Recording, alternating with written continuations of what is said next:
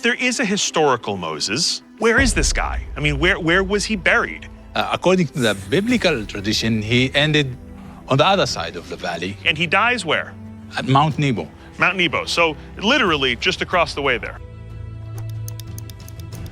Moses' tomb, lost for ages, has just been found.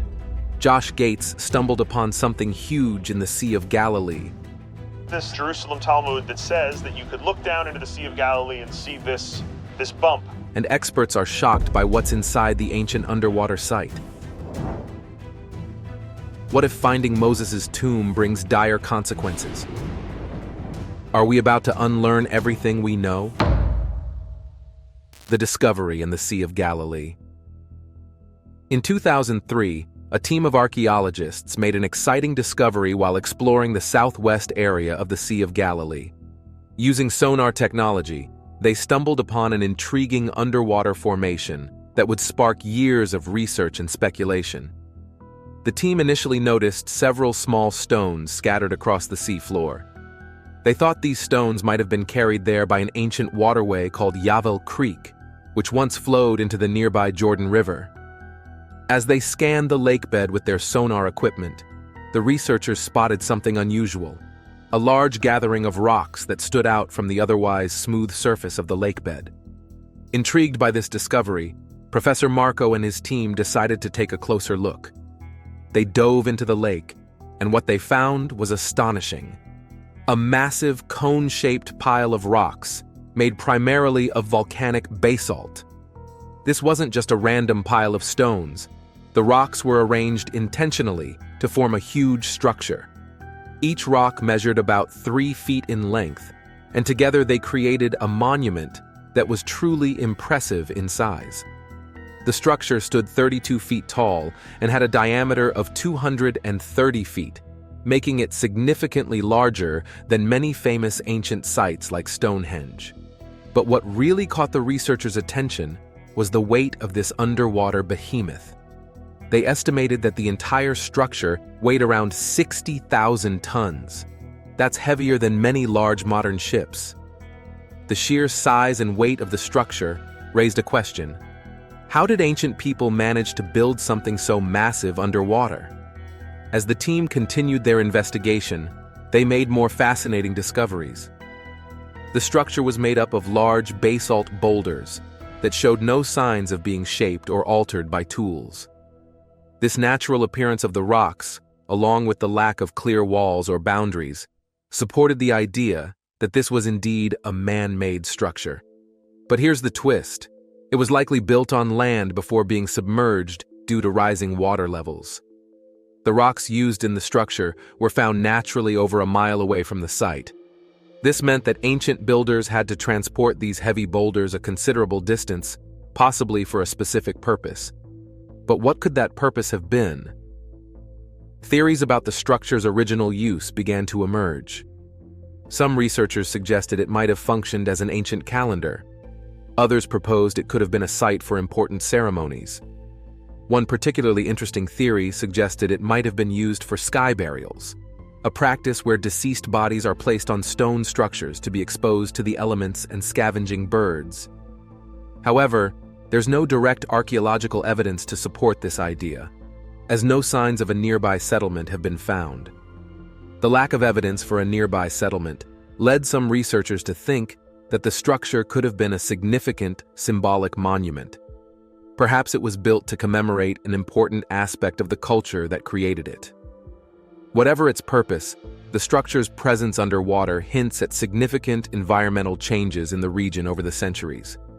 The discovery of this ancient underwater structure brings us face to face with the capabilities of our ancestors.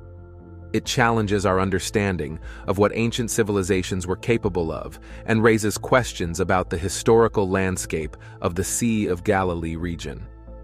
As news of this discovery spread, it caught the attention of Josh Gates, the renowned explorer and host of Expedition Unknown. Gates and his team decided to embark on an underwater mission to investigate the site further. They employed a sophisticated technique called seismic surveying to map the underwater landscape in detail. The process began with the deployment of seismic air guns, which released powerful bursts of compressed air deep into the water. These bursts created shock waves that penetrated the seabed, bouncing off different layers and structures beneath.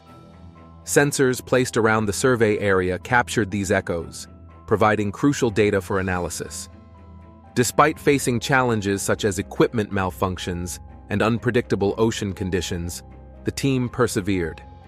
Their determination to uncover the secrets of the underwater landscape kept them going through difficult moments.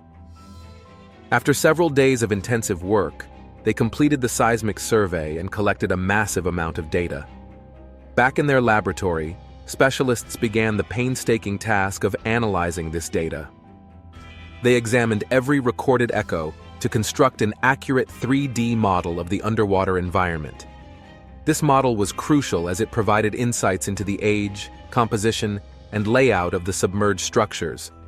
The detailed analysis revealed something remarkable: a notable underwater structure obscured by sediment. The team speculated on its historical and archaeological significance, pondering its potential connection to known historical sites or events.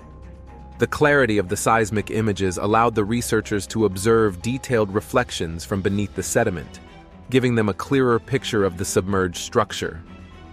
As they went deeper into their findings, the researchers identified compelling evidence that the structure was built around 4,000 years ago, during the Bronze Age. This new information generated significant interest, as it offered a possible link between historical events and revered stories from ancient texts. The discovery in the Sea of Galilee has opened up a new chapter in our understanding of ancient civilizations and their capabilities. It challenges us to reconsider what we thought we knew about the historical landscape of this region and the people who lived there thousands of years ago. As researchers continue to study this underwater marvel, who knows what other secrets they might uncover? Seismic surveying and underwater exploration. The exploration of the Sea of Galilee's underwater mysteries took a giant leap forward with the application of seismic surveying techniques. This sophisticated method allowed researchers to peer beneath the waves and sediment, revealing hidden structures and geological features that had remained concealed for millennia. Seismic surveying is a complex process that relies on the principles of sound wave propagation. The technique involves sending powerful sound waves into the earth or water, and then measuring how these waves are reflected back to the surface. Different materials and structures reflect these waves in unique ways, allowing scientists to create detailed maps of what lies beneath. In the case of the Sea of Galilee exploration, the team used a specialized boat equipped with an array of air guns. These air guns released bursts of compressed air into the water, creating sound waves that traveled down to the lakebed and beyond. The intensity of these air bursts was carefully calibrated to ensure they could penetrate deep enough without causing harm to marine life. As the sound waves bounced back from various layers beneath the lakebed, they were picked up by highly sensitive hydrophones trailing behind the boat. These hydrophones, arranged in long strings, could detect even the faintest echoes returning from the depths. The data collected by these devices was then fed into powerful computers for processing and analysis. One of the most fascinating aspects of this survey was the sheer volume of data collected. Over the course of a week-long survey, the team gathered more than 10 terabytes of raw seismic data. That's equivalent to about 2,500 hours of high-definition video. Processing this mountain of information required specialized software and powerful computers running around the clock for several weeks. The results of this painstaking work were nothing short of remarkable. The seismic survey revealed a complex underwater landscape, including several previously unknown structures. One of these structures, located about 30 meters below the surface, appeared to be a massive platform measuring approximately 70 meters in diameter. Could this be an ancient port or ritual site? The mystery deepened as the researchers examined the data more closely. But seismic surveying was just one tool in the explorers' arsenal. To get an even closer look at these underwater structures, The team employed advanced underwater robots, known as remotely operated vehicles.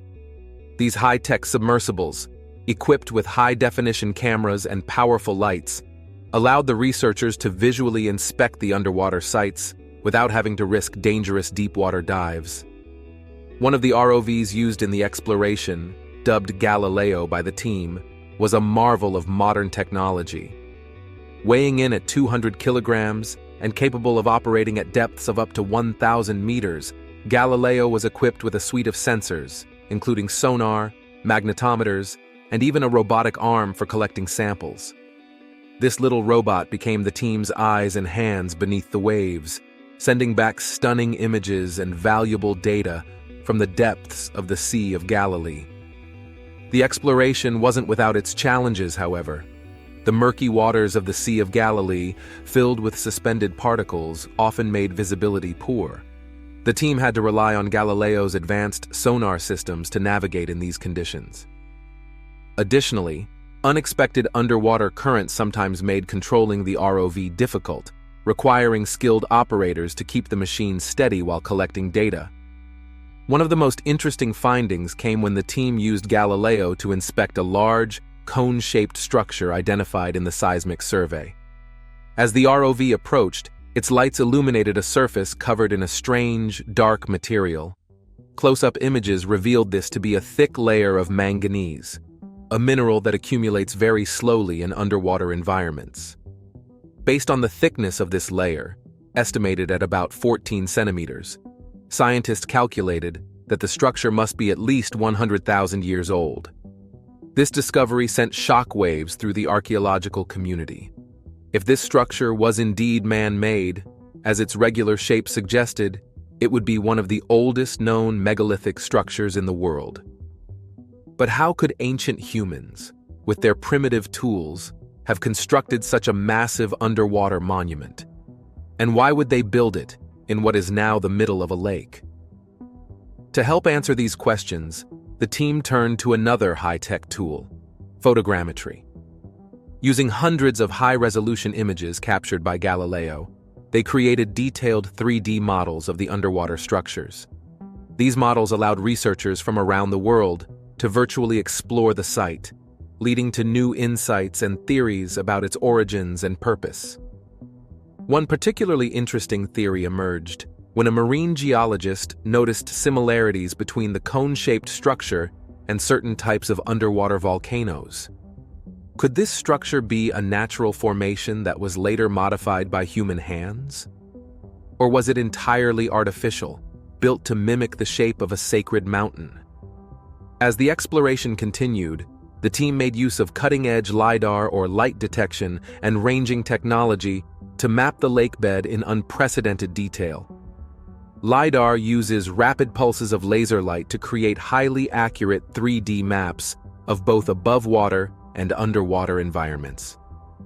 The LiDAR survey of the Sea of Galilee revealed a number of previously unknown features, including what appeared to be ancient shorelines now submerged beneath the waves.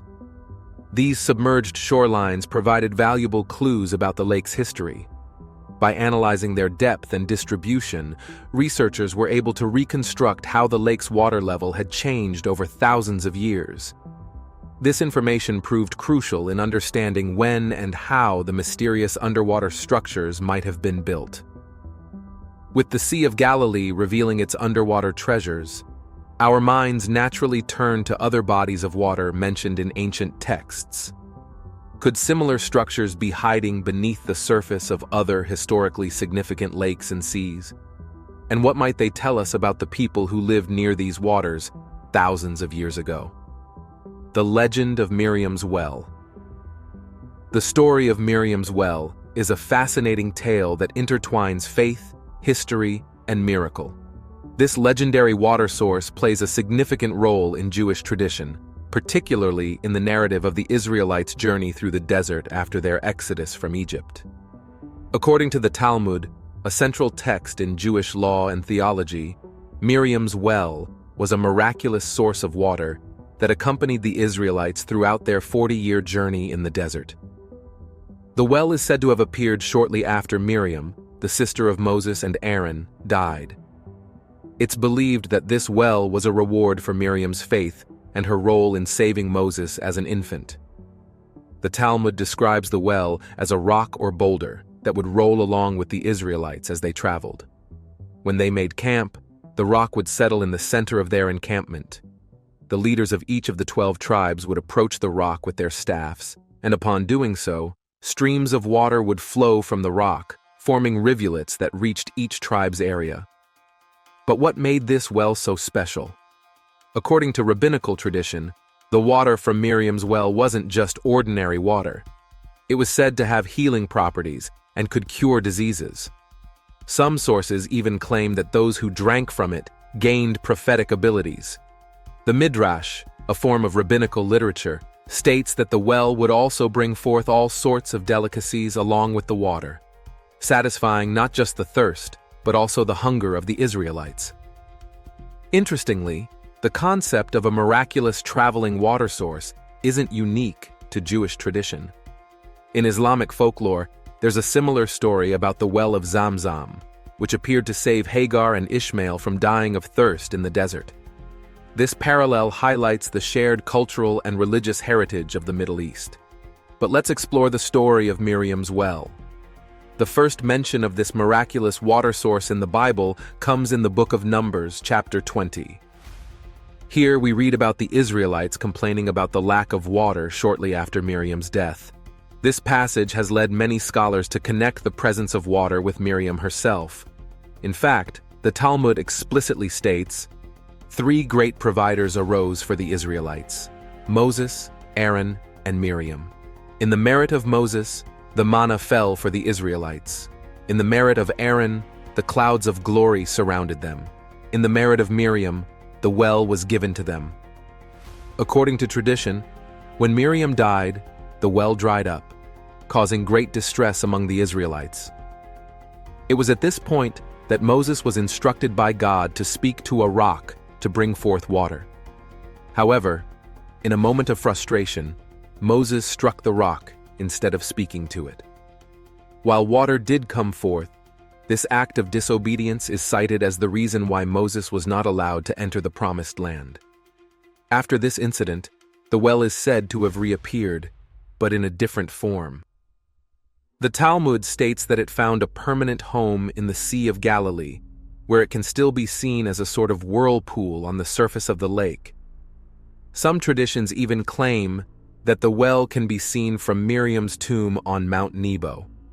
Speaking of Miriam's tomb, it's worth noting that while Moses' burial place remains a mystery, Miriam's is believed to be located on Mount Nebo, in modern-day Jordan. Each year, thousands of pilgrims visit this site to pay their respects to this important biblical figure. But what about archaeological evidence for Miriam's well?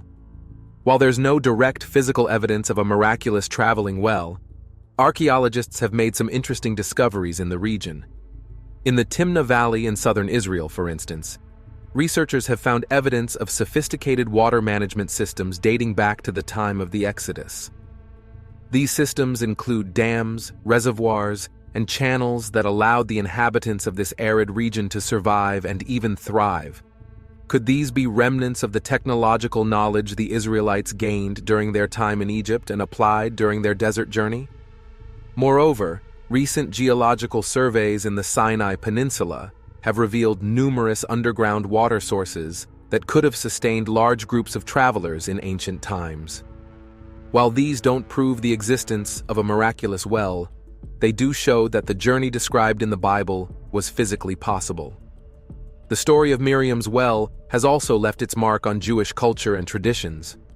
For instance, during the holiday of Sukkot, there's a water drawing ceremony called Simchat Beit HaShoeva. This joyous celebration is said to commemorate the water libations that were performed in the temple in Jerusalem, but some scholars connect it to the miracle of Miriam's well. Furthermore, some Jewish communities have a custom of placing a cup of water on the Passover Seder table, known as Kos Miriam, or Miriam's cup. This relatively new tradition, started in the 1980s, serves as a symbol of Miriam's role in the Exodus story and the miracle of the well. The legend of Miriam's well has also inspired numerous works of art and literature. From ancient midrashic texts to modern novels and poems, this story continues to captivate imaginations. For example, the Israeli poet Zelda wrote a beautiful poem titled "Each Man Has a Name," where one of the verses reads, "Each man has a name given to him by the well that he digs." This is widely interpreted as a reference to Miriam's well and the idea that our actions and faith can be sources of spiritual sustenance. In recent years, there's been growing interest in the role of women in biblical narratives, and Miriam's story has been at the forefront of this trend. Scholars and religious leaders have been re-examining the text to highlight Miriam's crucial role not just as Moses' sister, but as a leader and prophetess in her own right. For instance, the Bible describes Miriam as leading the women in song and dance after the crossing of the Red Sea, one of the earliest recorded instances of women's leadership in the biblical narrative. The Talmud goes even further, stating that Miriam prophesied the birth of Moses and convinced her parents to have another child, despite Pharaoh's decree to kill all Hebrew boys. Some environmental activists have even adopted Miriam's well as a symbol in their campaigns for water conservation and equitable water distribution. They argue that just as the well in the story provided for all the tribes equally, we should strive for fair and sustainable water management practices today. Now, we come to the big question: where exactly is the tomb of Moses, and why has it remained hidden for so long? The search for Moses' tomb. According to the book of Deuteronomy, Moses died on Mount Nebo, located in modern-day Jordan, after viewing the Promised Land from its peak. The Bible states that God himself buried Moses in an unknown location in the land of Moab, opposite Beth Peor. This deliberate concealment has led to centuries of speculation and searching. One of the most intriguing sites associated with Moses' burial is Nabi Musa, located in the Judean desert about 20 kilometers east of Jerusalem. The name Nabi Musa literally means Prophet Moses in Arabic. This site, which includes a mosque and mausoleum complex, has been revered by Muslims since at least the 13th century as the burial place of Moses. The Nabi Musa site has a fascinating history. It was established in 1269 AD by the Mamluk Sultan Baybars. Legend has it that Baybars was returning from a pilgrimage to Mecca when he had a dream in which the location of Moses' tomb was revealed to him. Upon waking, he ordered the construction of a shrine at the spot. Over the centuries, Nabi Musa became an important pilgrimage site. An annual festival held there drew thousands of pilgrims from across the Muslim world. The complex grew to include not just the mosque and tomb, but also hostels for pilgrims, a court, and various outbuildings. Today, the site covers an area of about 2,700 square meters. However, most scholars agree that Nabi Musa is unlikely to be the actual burial site of Moses. For one thing, its location doesn't match the biblical description. Additionally, the tradition associating this site with Moses' burial only dates back to the Middle Ages, long after the time of Moses. So where else have researchers looked for Moses' tomb? One area of focus has been Mount Nebo itself. In the 4th century AD, the Christian monk Egeria reported seeing a small church on Mount Nebo that was said to mark Moses' burial place. Archaeological excavations on the mountain have uncovered the remains of several ancient churches, including a large basilica from the 4th century. However, no evidence of a tomb has been found. Despite these clues, the search for Moses' tomb faces significant challenges. For one thing, there's the question of whether Moses was a historical figure at all. While he plays a central role in religious texts, there's no direct archaeological evidence of his existence. This has led some scholars to suggest that Moses may be a composite figure, combining elements of various historical leaders and legendary heroes. Even if Moses did exist, the passage of more than 3,000 years since his reported death makes finding any physical traces extremely difficult. The landscape of the region has changed dramatically over the millennia due to natural processes and human activity. What's more, burial practices in the ancient Near East were diverse and complex. making it challenging to know exactly what to look for. Despite these obstacles, the search continues. Modern technology is providing new tools for archaeologists and researchers. One of the most recent and exciting developments in the search came in 2019 when a team of Israeli archaeologists announced the discovery of a previously unknown Bronze Age site on Mount Ebal in the West Bank. The site includes a large altar-like structure that the researchers believe could be the altar described in the Book of Joshua, built by the Israelites shortly after entering the Promised Land. While this discovery doesn't directly relate to Moses' tomb, it has reignited interest in the historical accuracy of biblical accounts. If such a significant biblical site could remain hidden for thousands of years, might Moses' tomb still be out there waiting to be found? For many believers, the mystery surrounding Moses' burial place is itself significant. The idea that even this great prophet's grave is unknown emphasizes the belief that one should focus on God rather than venerating human leaders. From this perspective, perhaps the ongoing search for Moses' tomb is less about finding a physical location and more about engaging with the deeper meanings of his life and teachings. Whether or not Moses' tomb is ever found, the search itself continues to captivate our imagination and drive archaeological research in the Holy Land. Moses' lost tomb. For centuries, professional archaeologists, scientists, and researchers have tried and failed to find Moses' tomb.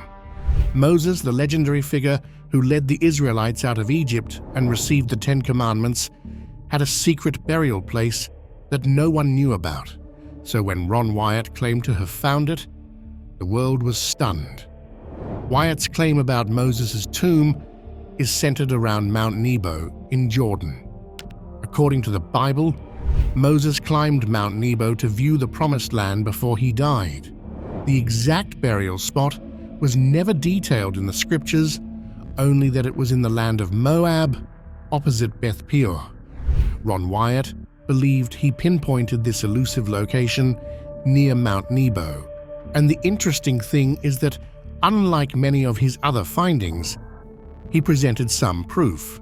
Still, it was not enough to satisfy the standards of professional archaeology. Wyatt's methodology was not exactly by the book. Professional archaeologists have a systematic approach. They do careful digging, keep detailed records, and use advanced scientific tools. Wyatt, on the other hand, had a more unconventional style.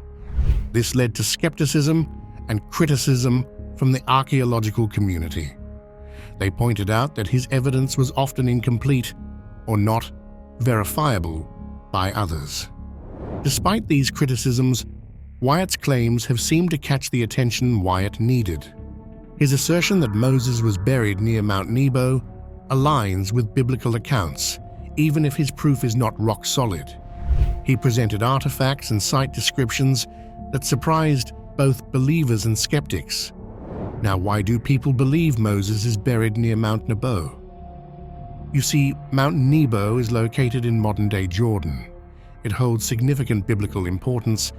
It is the place where Moses viewed the Promised Land and where he supposedly died. It is according to the biblical tradition that Moses' burial place is somewhere on or near this mountain. So it was not Wyatt's guess or anything.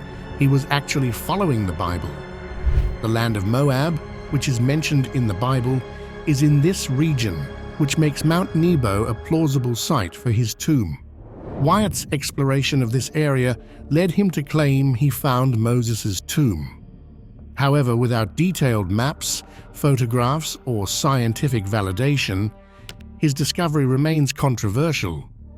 Professional archaeologists demand clear, verifiable evidence, which is something Wyatt's findings often lacked. And did you know Ron Wyatt is not the only one who has claimed to have found Moses' tomb? Another claim comes from Josh Gates, who is an archaeologist with his own TV show, Expedition Unknown.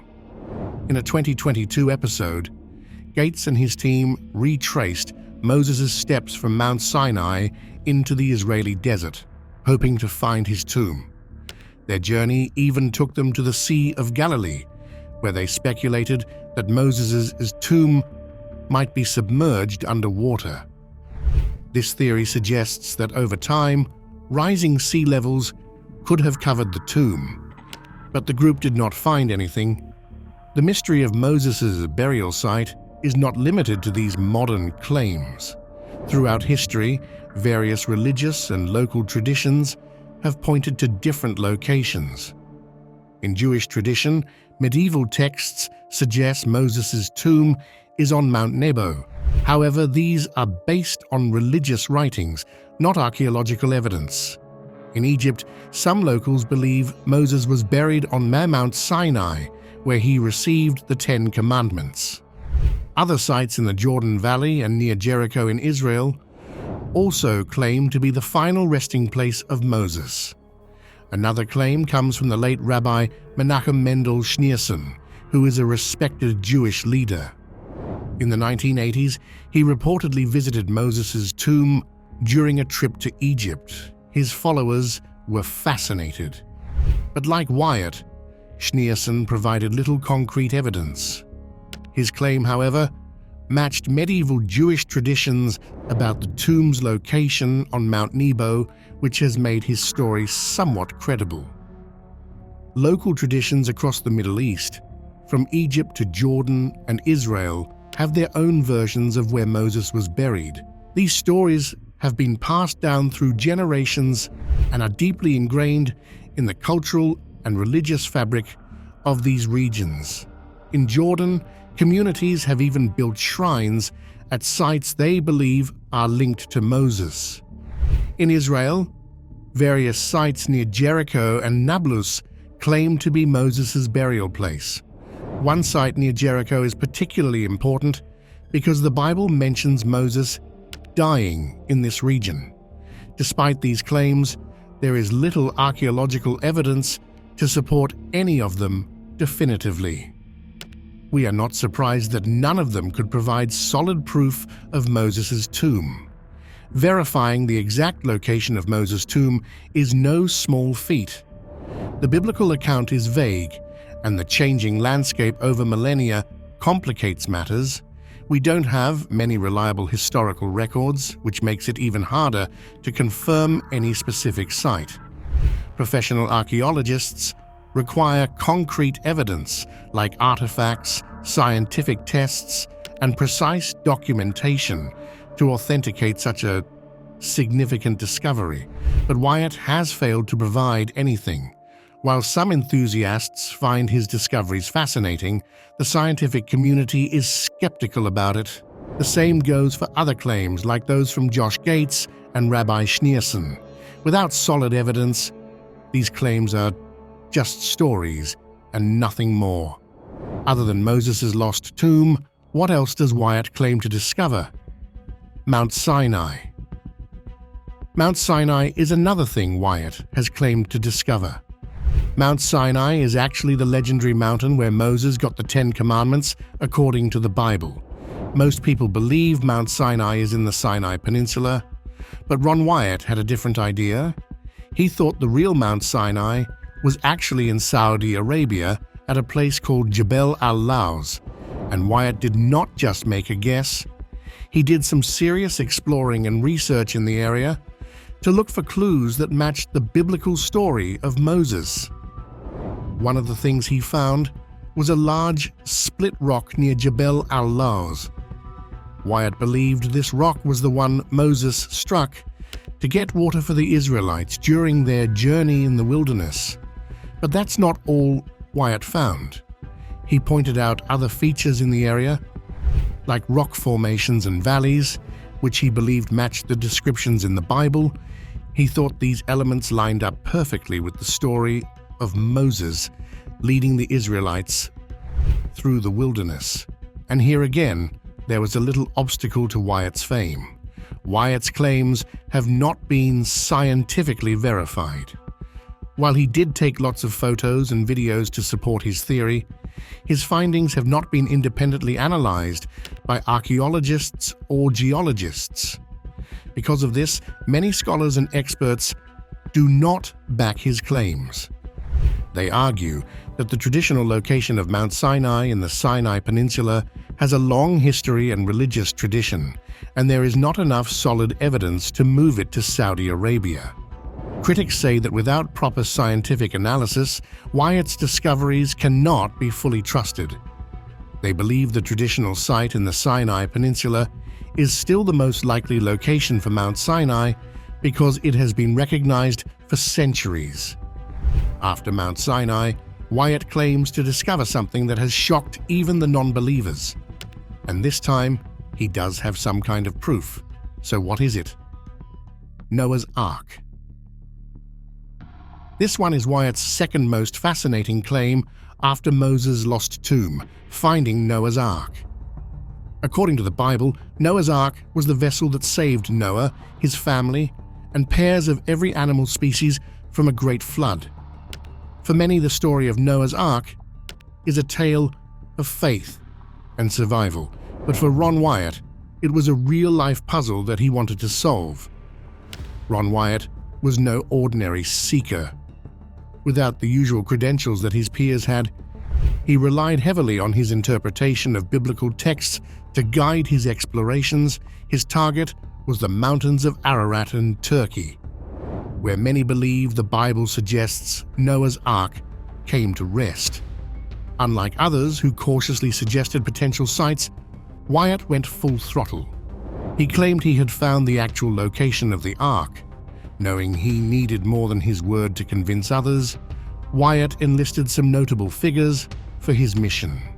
He approached Colonel James Irwin, a former astronaut, and Dr. John Morris, a scientist known for his work in creationist circles. Both visited the site with Wyatt, but left unconvinced. Wyatt continued his efforts, and in 1985 joined forces with David Farsold, a former merchant marine officer, and Dr. John Baumgartner, a geophysicist. Initially, the collaboration seemed promising as they explored the site together. However, over time, disagreements surfaced, and both Farsold and Baumgartner eventually distanced themselves from Wyatt. Both of them cited doubts about the validity of the findings. After that, Dr. Alan Roberts partnered with Wyatt in 1990. After visiting the site, Roberts was convinced there was something to Wyatt's claims. He went on to establish Ark Search, an organization dedicated to supporting a more structured excavation. Then in 1991, when Wyatt, Roberts, and 3 others were kidnapped by Kurdish guerrillas during an expedition. Despite this dangerous setback, they managed to escape and continued their promotional efforts, which even included appearances on national television. Wyatt knew how to capture the public's imagination. He and Roberts utilized the media and produced videos and booklets that documented their findings and theories. These materials were widely distributed, particularly among Christian communities enthusiastic about the potential discovery of a biblical artifact. The duo's efforts generated significant interest and debate, which drew both supporters and critics into the fray. However, as the excitement increased, so did the scrutiny. Experts and skeptics questioned the methods and conclusions drawn by Wyatt and his team. But what exactly was Wyatt's method to find the Ark? He used the interpretation of metal detector readings. Wyatt claimed these readings confirmed the presence of a large, metal-rich structure beneath the Earth, suggesting it was the framework of Noah's Ark. Critics argued that these signals could be explained by natural geological formations, such as iron-rich basalt boulders common in volcanic areas like Ararat. When Ron Wyatt claimed to have found Noah's Ark in the mountains of Turkey, he backed up his assertions with what he described as evidence from metal detector surveys. These surveys supposedly revealed patterns of metal hotspots that, according to Wyatt, outlined the remains of the ancient vessel. Wyatt's approach involved using standard metal detectors, the kind you might see someone using on a beach. These detectors have a disc-shaped detector head attached to a long pole, designed to identify metal objects up to about a meter deep. In his exploration, Wyatt reported discovering a series of hotspots, which are areas with high iron content. He claimed that these areas aligned in a regular pattern of lines running both lengthwise and across the proposed structure of the Ark. According to him, these lines formed a grid-like structure that matched the dimensions of Noah's Ark as described in biblical texts. It was a strong point made by Wyatt to suggest not only the presence of a buried structure, but also its anthropogenic origin. However, these findings quickly became a subject of intense debate. Critics pointed out several issues with Wyatt's methodology and conclusions. For one, additional surveys conducted by others using similar equipment did not replicate Wyatt's results. These subsequent investigations found hotspots as well, but they appeared randomly scattered without any discernible pattern or regular arrangement. This discrepancy led skeptics to suggest that the hotspots detected by Wyatt might not be remnants of Noah's Ark at all. Instead, they proposed that these readings could be attributed to basalt boulders, which is a common volcanic rock in the area known to contain iron oxides. These rocks are often randomly distributed in the mudflow material surrounding the site and are known to cause reactions in metal detectors due to their iron content. The reliability of metal detectors in archaeological surveys, especially in volcanic areas, is limited by several factors.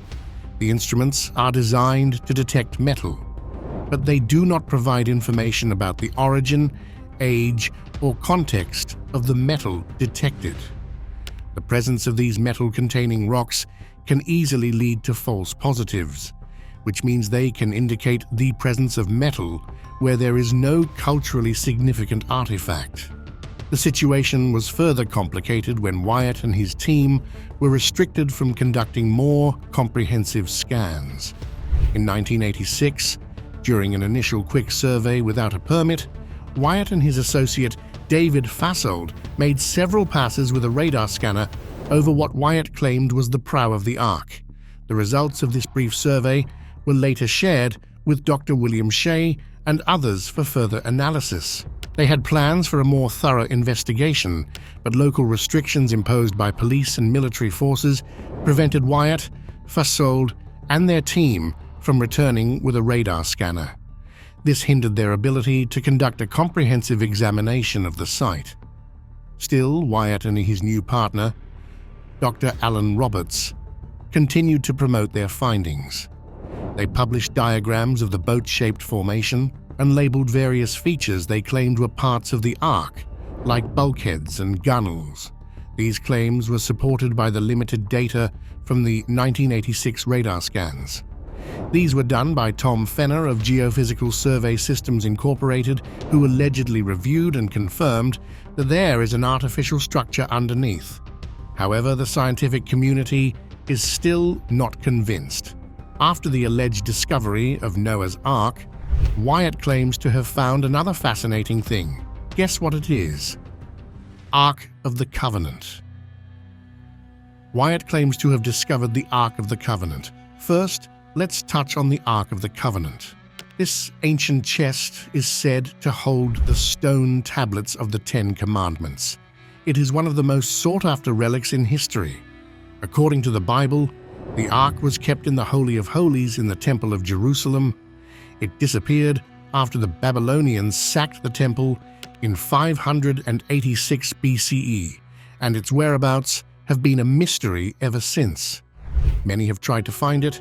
There have been some theories that place it everywhere from Ethiopia to a secret vault beneath the Temple Mount. Ron Wyatt also had his own theories about the Ark. In the early 1980s, Wyatt announced that he had found the legendary Ark of the Covenant beneath Jerusalem's Temple Mount. The Temple Mount is venerated by Jews, Christians, and Muslims. According to Wyatt, It supposedly hid the Ark. Wyatt said he navigated a cave system and stumbled upon a secret chamber. Inside, he found not just the Ark, described as a golden chest with angelic figures on top, but also the table of showbread.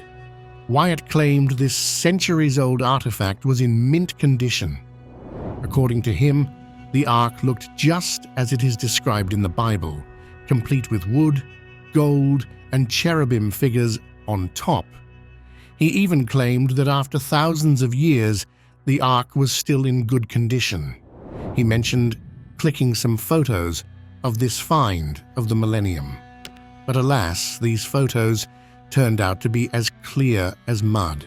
They were blurry, ambiguous, and not convincing to anyone hoping for a glimpse of history.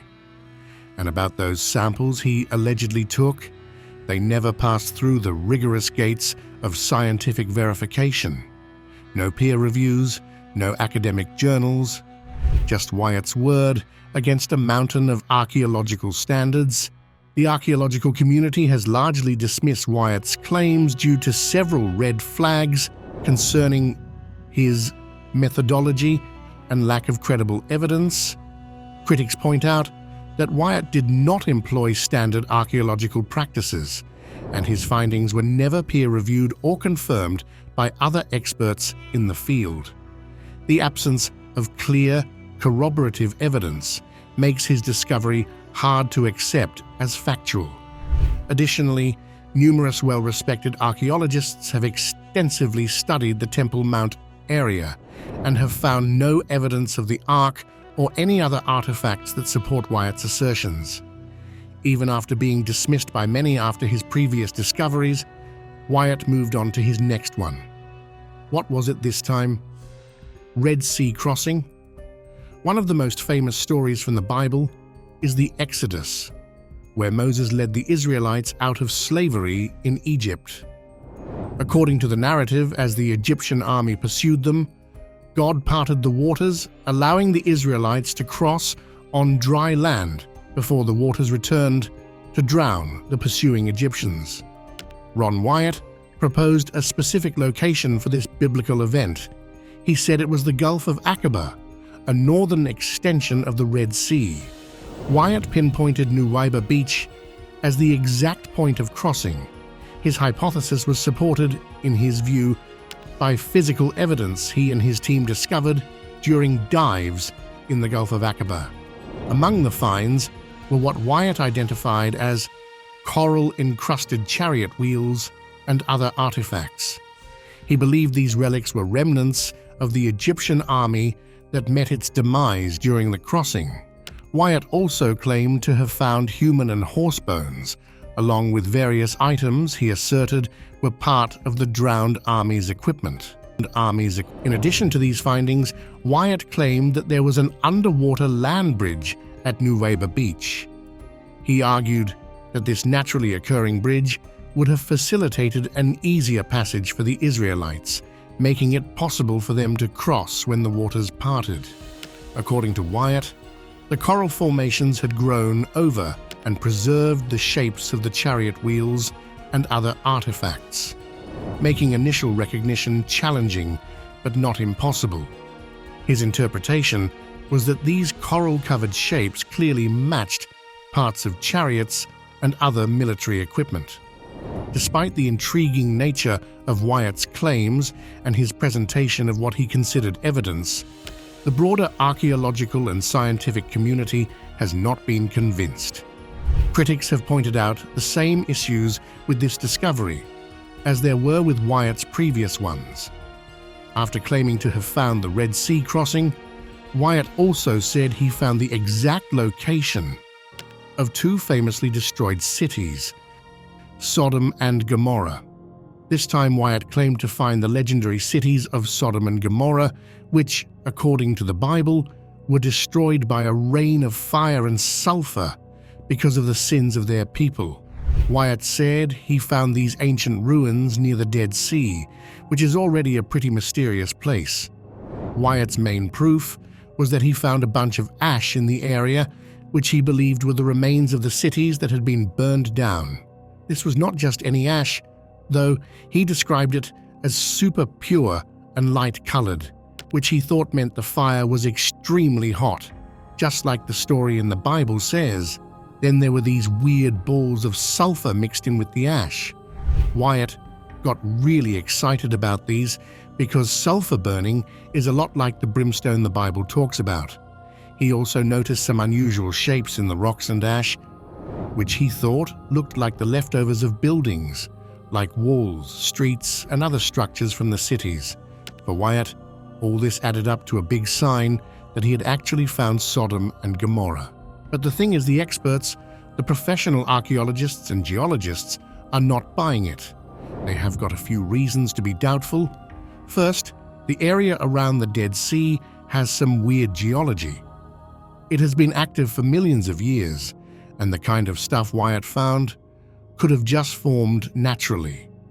Those sulfur balls could be just a natural part of the area's geology, not proof of a biblical catastrophe. And then there is the issue with how Wyatt worked. He often explored alone or with just a few companions, not exactly the standard way professional archaeologists do things, which usually involves a lot of careful digging and even more careful documentation of everything they find. Without that kind of careful checking and without other experts backing up his claims, it is tough to take Wyatt's discoveries as the real deal. So, while the idea of finding Sodom and Gomorrah is definitely exciting, the truth is that we need more than just a few ash samples and sulfur balls to prove anything for sure. The next thing Wyatt claims to have discovered is the location of another dramatic event that took place in the past. What was it? Korah's rebellion. There is this story in the Bible where it tells about an event where the earth literally opened up and swallowed Korah and his followers. This event, known as Korah's rebellion, happened because Korah, along with Dathan, Abiram, and others, challenged the leadership of Moses and Aaron. As a divine punishment for this act of defiance, the ground split apart and swallowed them, their families, and all their possessions. And now Ron Wyatt has claimed to discover the place where this event took place. Wyatt took it upon himself to find the exact spot where this event occurred. According to him, he actually managed to locate the precise location in the biblical wilderness, matching the descriptions from the scriptures. He pointed to certain geological formations like fissures or cracks in the earth as evidence that this was the site of the ancient split that swallowed Korah's party. However, Wyatt's claims have been met with heavy skepticism, to put it mildly. After this one, Wyatt claimed to find the original place where Jesus was crucified. Where could it be? Crucifixion and garden tomb. According to Christian tradition, Jesus was crucified at Golgotha, also known as Calvary, and buried nearby in what some believe to be the garden tomb. Ron Wyatt threw his hat into the ring with assertions that he had pinpointed the actual locations of these sacred events. Wyatt conducted extensive research and exploration around Jerusalem. He challenged the traditional site marked by the Church of the Holy Sepulchre. Instead, he proposed an alternative location outside the city walls that he believed lined up with biblical descriptions. At this site, Wyatt identified a rock formation that resembled a skull, which resonates with the meaning of Golgotha. Nearby, he found a garden area with a tomb, which further supported his hypothesis. Among his findings, Wyatt highlighted a large stone that he claimed was the very one rolled away from Jesus' tomb after the resurrection. However, like many of Wyatt's claims, this one too lacked scientific confirmation and has not been widely accepted by the archaeological community. And then in the end, we have the most surprising discovery made by Wyatt: Joseph's grain bins. Ron Wyatt claimed he found some ancient grain storage pits in Egypt that he believed were built by Joseph. According to the story, Joseph saved Egypt from a massive famine. by storing up grain during 7 good years to prepare for 7 bad ones. Wyatt thought he found the exact pits where all this grain was stashed. Near the old city of Memphis by the Nile Delta, he described these pits as big rectangular holes in the ground, lined with stone or brick, which he was convinced were the real deal from the Bible. Wyatt even tried to back up his claims with photos and videos, but just like a lot of his other discoveries, the experts were not convinced by the little evidence he provided. They are pretty skeptical about his work. Ron Wyatt definitely stirred up excitement with his discoveries, and even though the evidence was not rock solid, he did manage to find something. It is not all easily dismissed. Given the high number of sites and artifacts he explored, it is possible that some of his findings could have merit. What do you think? Share your opinions with us in the comments below. If you want more mysteries uncovered, go ahead and like this video and subscribe to the channel, because we have got a lot more of this. Thanks for watching. Goodbye.